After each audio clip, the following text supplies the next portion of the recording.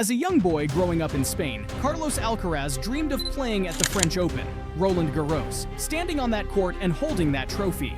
On a warm Sunday in Paris, 22-year-old Carlos Alcaraz lived the moment he had imagined so many times. He won the French Open, not once, but twice. With this victory, Alcaraz completed a rare and special achievement, winning Grand Slam titles on all three surfaces: hard court, US Open, grass, Wimbledon, and now clay, Roland Garros. He's the youngest player in history to do it. But for Carlos, this win wasn't just about records. It was about family. After sealing the match with a final point, Carlos didn't celebrate wildly. Instead, he turned toward the stands.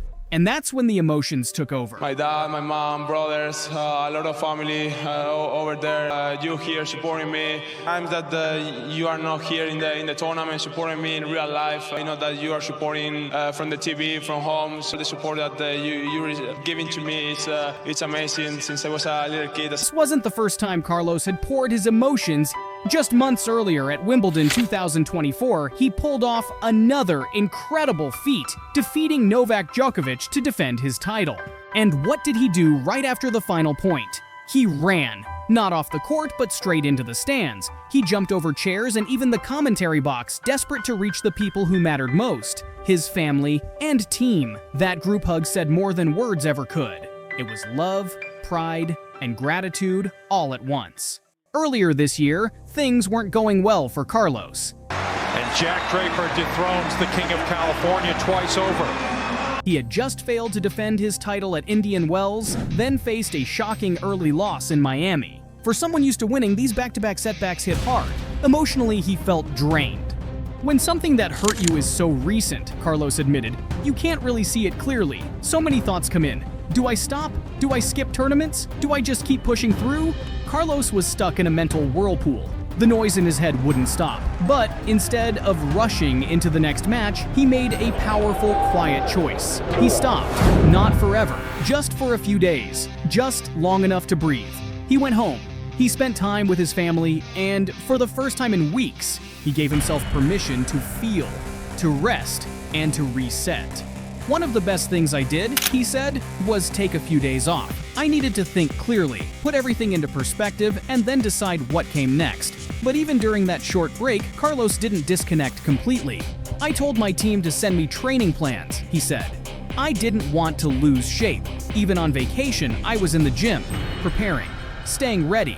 This balance, rest and discipline, recovery and readiness, is what helped Carlos bounce back and go on to win the Monte Carlo Masters. It reminded him what really matters.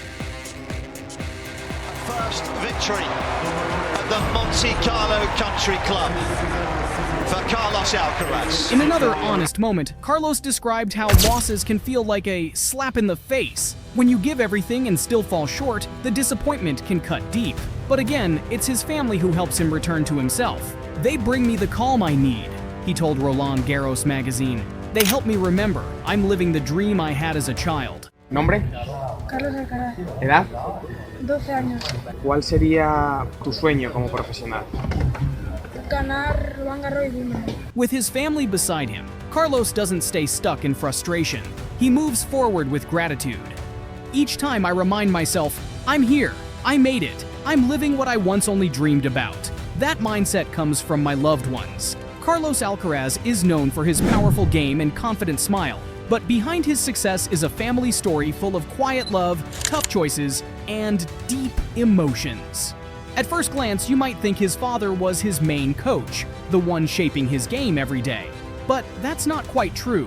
In a surprising reveal during an interview on Louis Vuitton's Extended, he always wanted to respect father role. He never wanted to mix father and tennis coach. As my father, okay, go to the club and hit some balls like 1 hour, 1 hour and a half, Sunday nights, Saturdays. But during the week, I had my coach, I had my group, and he never stepped on court when I was with them.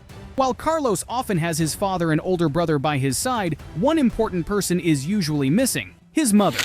It's not because she doesn't want to be there, it's because she can't. His mom, Virginia Garcia, stays home to care for his 2 younger brothers.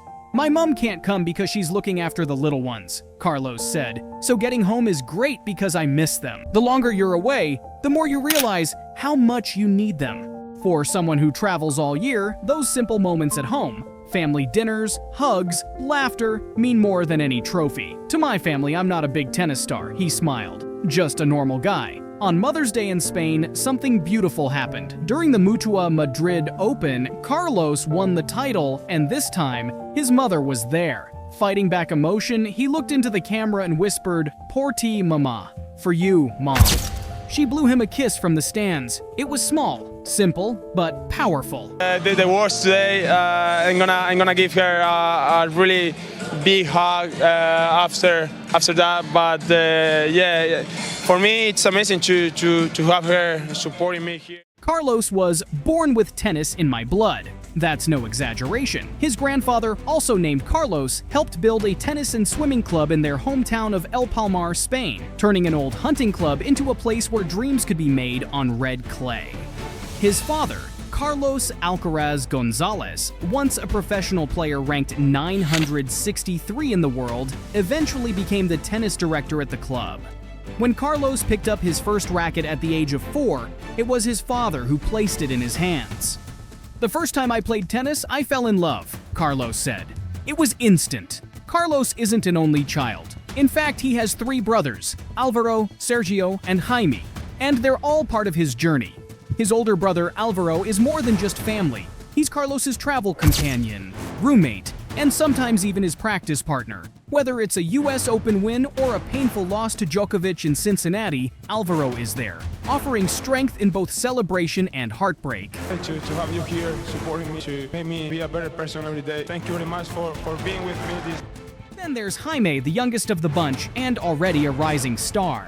Jaime followed in Carlos's footsteps by winning the Rafa Nadal Tour Under-12 event and training at the Nadal Academy. He's even been spotted on Wimbledon's practice courts, warming up with his older brother. Behind the scenes, their mother, Virginia Garcia Escandon, plays a powerful role. She once worked at IKEA as a shop assistant, far away from the tennis spotlight. Virginia stays home most of the time, caring for Sergio and Jaime while her husband and Alvaro travel with Carlos on tour. It's a quiet sacrifice, but one that Carlos never forgets. "Getting home is great because I miss them," he said. "The longer you're away, the more you realize how much you need your family." Born and raised in El Palmar, Spain, Alcaraz quickly ascended the ranks of tennis with hard work, determination, and raw talent. Despite the rapid rise to fame, his lifestyle remains strikingly humble. For Alcaraz, home is not just a place, but a sanctuary where he can recharge and stay grounded. Even though Carlos Alcaraz is one of the biggest stars in tennis today, winning Grand Slams and earning millions, he still lives with his parents. Despite his fame and success, Carlos's lifestyle remains humble and grounded. The tennis superstar reminds us that no matter how far you climb, staying connected to your roots keeps you strong.